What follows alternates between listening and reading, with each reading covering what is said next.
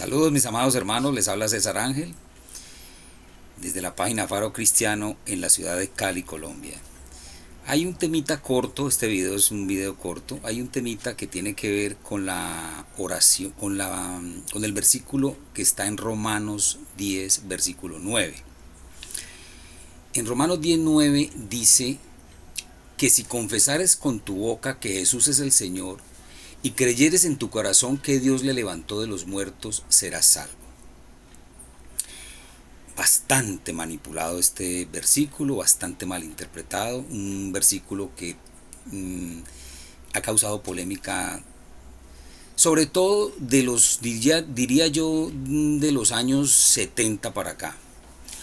Antes no había tanta controversia con este versículo de confesar, este es el versículo que utilizan en la oración del pecador.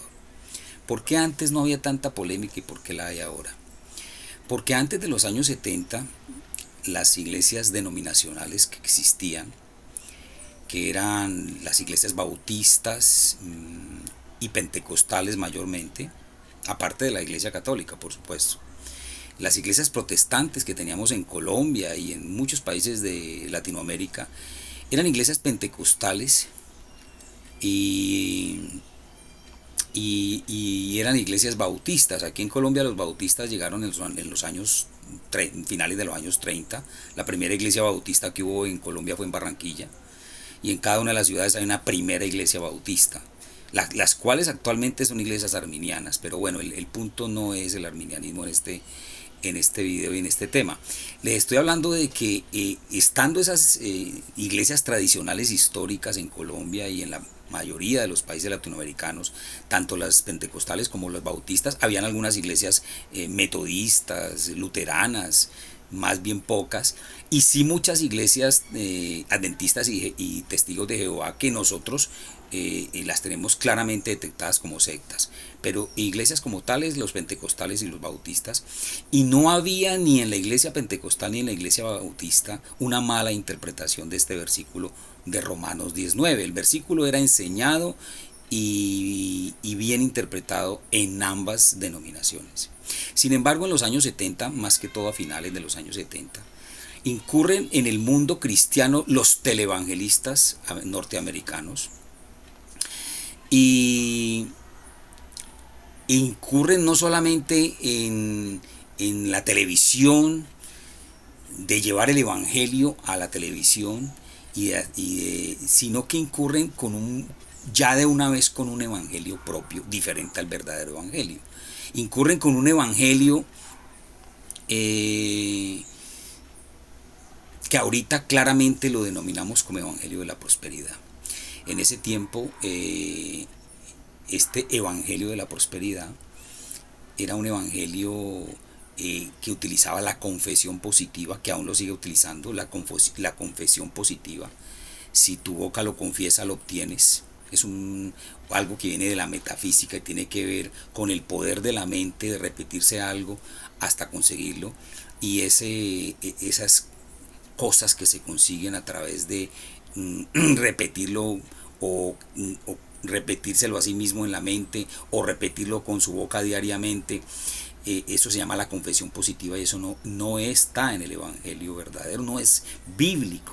Eso fue introducido por estos televangelistas norteamericanos en este nuevo evangelio, y eso pertenece a la metafísica, no viene de Dios.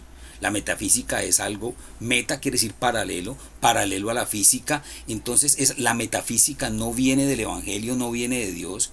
Es un estudio, digamos, paralelo o que no es una ciencia exacta, y proviene siempre de ciencias ocultas.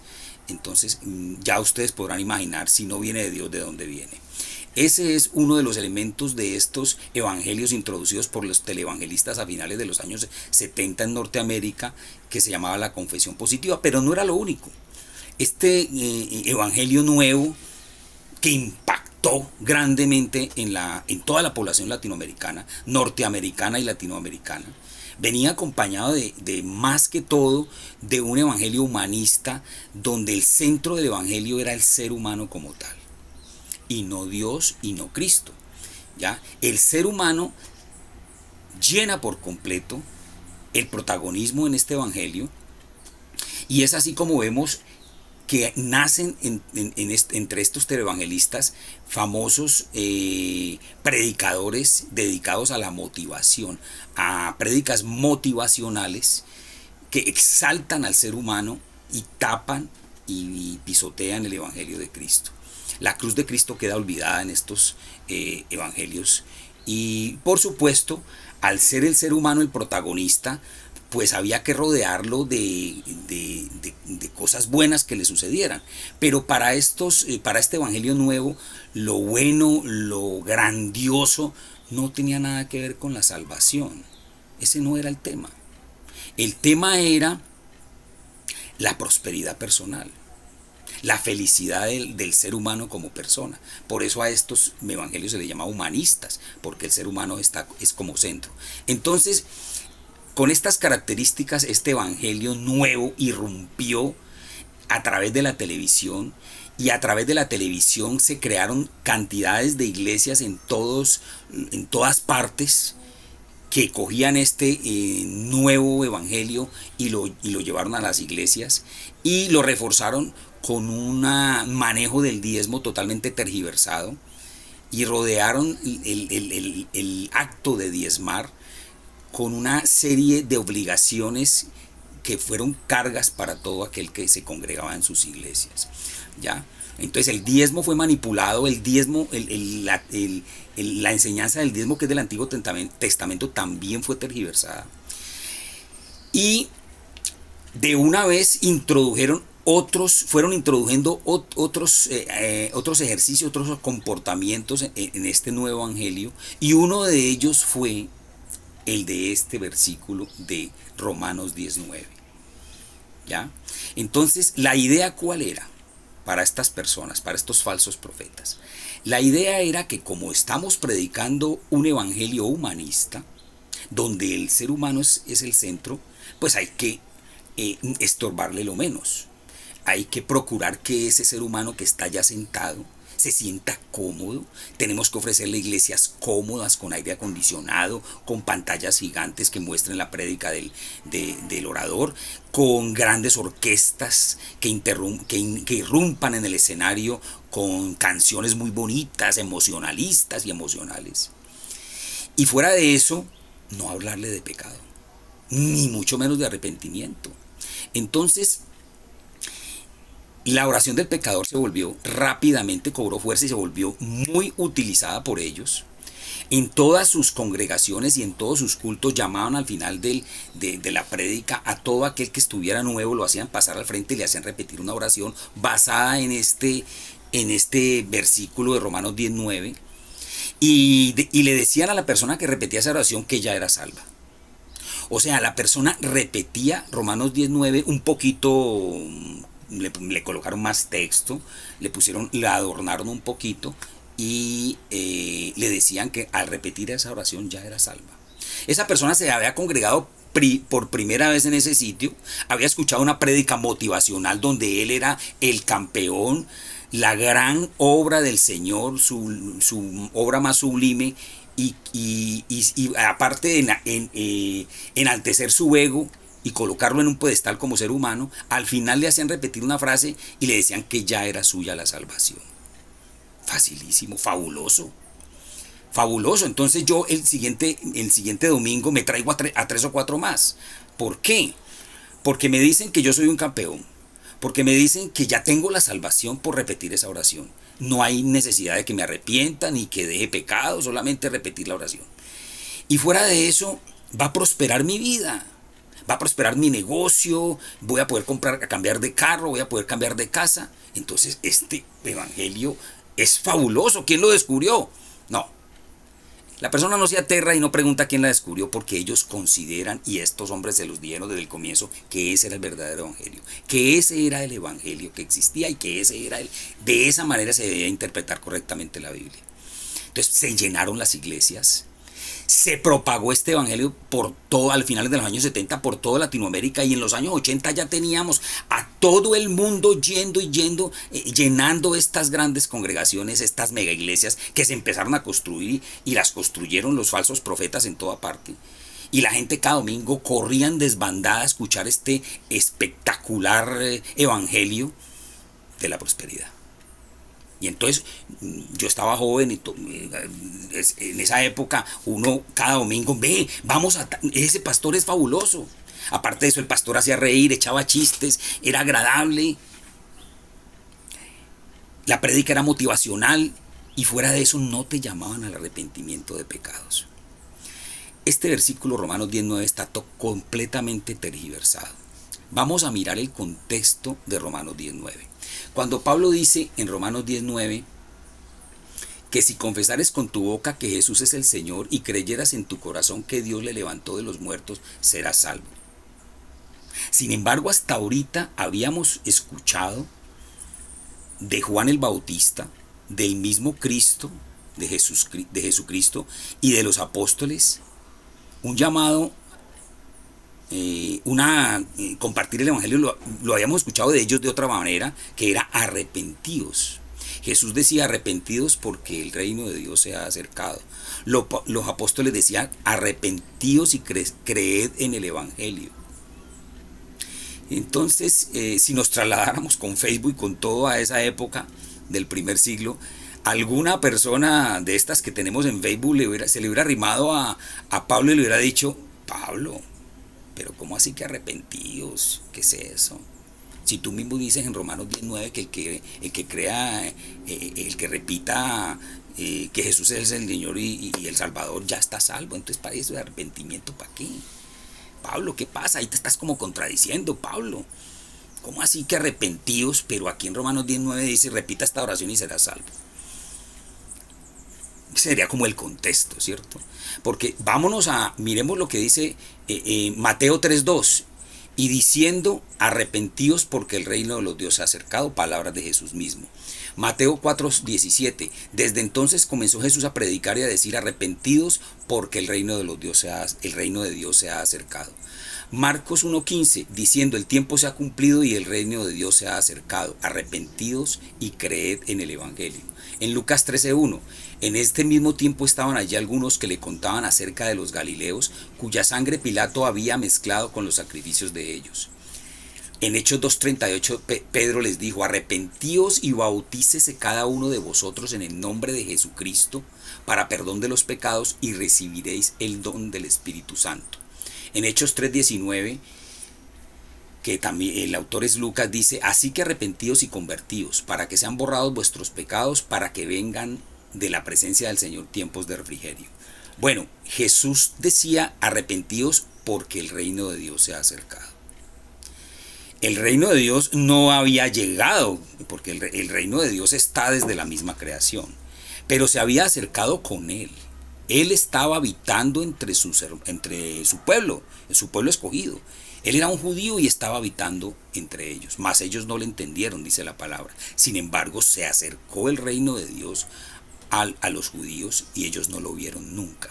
Lo tuvieron en sus narices el reino de Dios y sin embargo no lo vieron, a pesar de que Jesús les decía: arrepiéntanse. Ya después los apóstoles ya no decían: arrepiéntanse porque el reino de Dios se ha acercado. No, ellos ya venían y decían: arrepiéntanse y crean en el evangelio. ¿Sí? En Hechos 2:38 ya los apóstoles, Pedro dice: arrepiéntense y bautícense cada uno del Espíritu Santo. ¿Por qué ya no hablan de que el reino de Dios se ha acercado? Porque el reino de Dios ya se acercó del todo. Ya está reinando Cristo en la tierra desde el momento de su resurrección.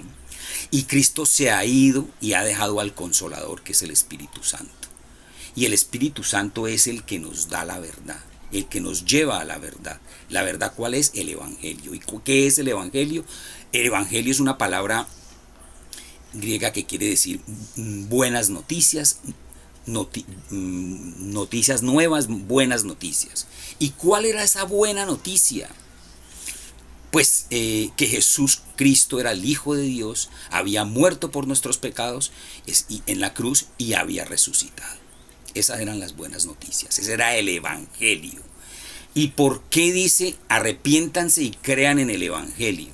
Porque para creer en ese nuevo Evangelio para creer en que Cristo era el Hijo de Dios, había muerto por nuestros pecados y había resucitado al tercer día, ¿sí?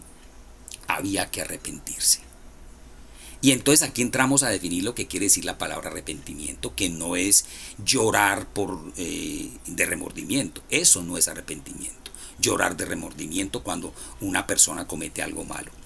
Arrepentimiento realmente, en el origen de la palabra griega, quiere decir cambio, cambio de dirección.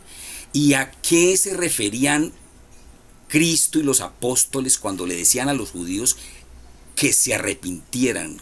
¿Cuál era ese cambio de dirección que le decían y le pedían a los judíos que debían tener en sus vidas?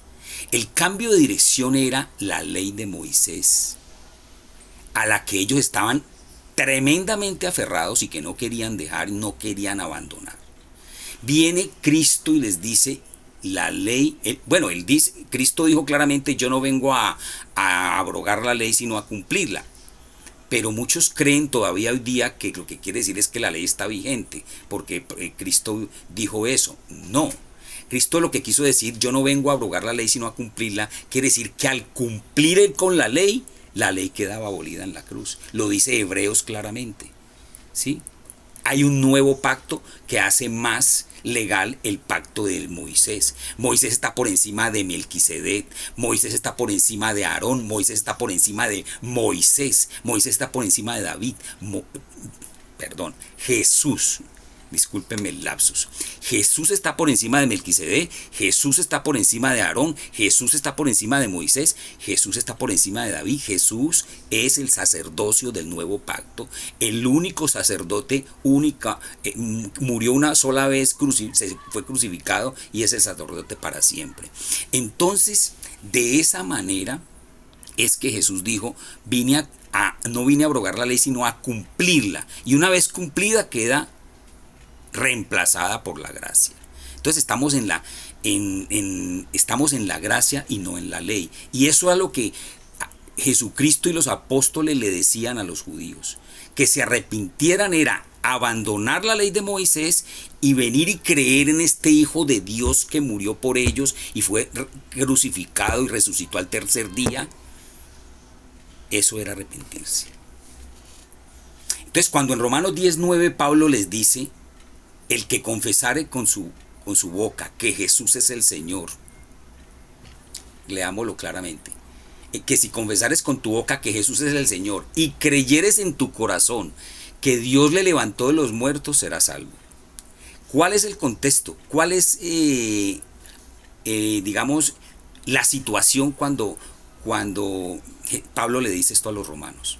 La situación es la persecución tremenda que había de parte de los judíos ortodoxos, los judíos que no creían en Cristo, los fariseos, los judíos del Sanedrín y de los romanos, del imperio romano, de su emperador y del gobernador en Judea. ¿Cuál era la persecución?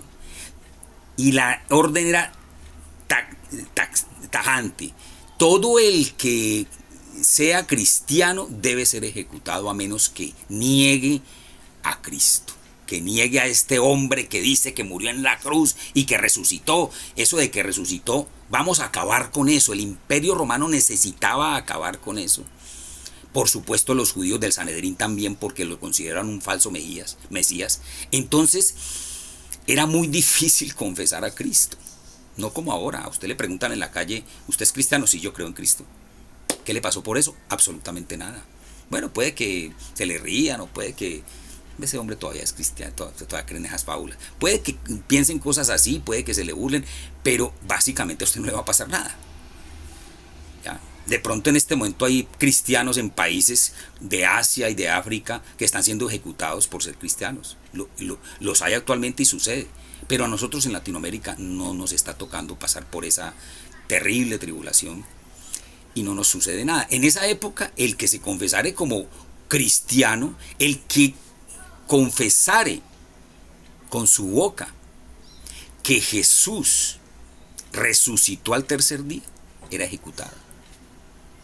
Entonces, ¿cuál relación tiene arrepentidos y creer en el Evangelio con esta Romanos 19? Pues muy sencillo. Todos aquellos que confesaban con su boca que Jesús era el Señor y que murió al tercer día y se levantó de los muertos, ya se habían arrepentido, ya habían cambiado su rumbo, ya no eran judíos apegados a la ley de Moisés. Ese cambio de rumbo, ese desprendimiento de la ley de Moisés que era tan difícil para los judíos, no era una cosa que sucediera por su propio esfuerzo. Fue una obra salvífica del Espíritu Santo. Ya el Espíritu Santo había descendido en el aposento alto, ya el Espíritu Santo empezó a morar en los nuevos creyentes y este Espíritu Santo fortalecía al nuevo creyente para tener la valentía de confesar a los judíos del Sanedrín y confesar ante los romanos que creía en Cristo como Hijo de Dios y como aquel que se levantó de los muertos al tercer día. Así tuviera que ser ejecutado por ello, entregado a los leones en el circo romano. Entonces ese es el contexto de esta frase. No es cuestión de simplemente repetirla. Es cuestión de que los judíos tenían que arrepentirse primero, como le habían dicho Jesús y los apóstoles. Arrepentíos y creed en el Evangelio. Y creer en el Evangelio eran las buenas nuevas. ¿Y cuáles eran las buenas nuevas? Que Jesús es el Hijo de Dios, que murió en la cruz por nuestros pecados y que se levantó al tercer día de entre los muertos y resucitado subió a los cielos. Confesar en esa época era una pena de muerte. Entonces, aquel de Facebook que viajó en el tiempo hasta allá, hasta el primer siglo, y le preguntó a Pablo: Pablo, no te contradigas, ¿cómo así que arrepentíos y creen en el Evangelio y acá nos decís que repitiendo una frase de... Ya, Pablo le hubiera explicado todo esto a esa persona y le hubiera dicho: las dos cosas están involucradas la una con la otra. Arrepentidos es cambiar de rumbo y Romanos 19 es una frase dirigida a los que ya se habían arrepentido, a los que ya habían cambiado de rumbo, ya se habían apartado de la ley, se habían apartado de Moisés y creían en el Cristo Jesús como el Hijo de Dios y como aquel que había muerto por nosotros en la cruz. Mis hermanos, quería compartirles esta pequeña mensaje sobre Romanos 19 visto desde otra perspectiva, porque Romanos 19 siempre se trata de aclarar con una perspectiva como muy lógica, con la Biblia lógicamente, pero esta vez lo quise hacer desde otra perspectiva y era relacionándolo con las primeras formas de predicar el Evangelio que tuvieron Jesús y los apóstoles, que decían arrepentidos y creen en el Evangelio, y vemos que Romanos 19 para nada está en contra de eso, sino que al contrario es el complemento. Entonces no es repetir la oración, sino realmente habernos arrepentido, haber cambiado de rumbo. ¿Cuál es el arrepentimiento actual? ¿A qué cambio de rumbo nos llama la palabra de Dios cuando nos dice arrepentidos y creen en el Evangelio? Pues que abandonemos todos los falsos evangelios, abandonemos el catolicismo si es que estamos metidos en idolatría, o abandonemos evangelios equivocados y falsos como el de la prosperidad, como los evangelios humanistas, los carismáticos, ¿sí? Y vengamos a estudiar la palabra de Dios y nos arrepintamos, cambiemos de rumbo nuestras vidas y entreguémosle nuestra vida al verdadero evangelio y a la verdadera predicación de la palabra. Los invito a eso, mis queridos hermanos. Espero les haya gustado este mensaje. Hasta un próximo mensaje. Dios los bendiga.